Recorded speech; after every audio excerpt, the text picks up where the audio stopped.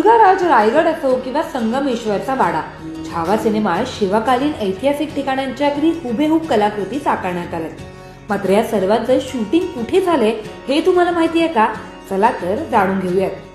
तर छावा सिनेमात दाखवण्यात आलेले बरेचसे महत्वाचे सीन्स हे आपल्या महाराष्ट्रात शूट करण्यात आले. जसं की ओम नमो पार्वते पते हर हर महादेव या अंगावर शहारा आणणाऱ्या डायलॉगची शूटिंग भोर तालुक्यातील एका वाड्यात करण्यात आली. वाई इथे छावणीचे सेट्स उभारण्यात आले होते. तर छत्रपती संभाजी महाराज महादेवांच्या भव्य पिंडीची पूजा करताना दाखवल्यात तो सीन साताऱ्यातील बारामोटीची विहीर इथे शूट करण्यात आला आहे.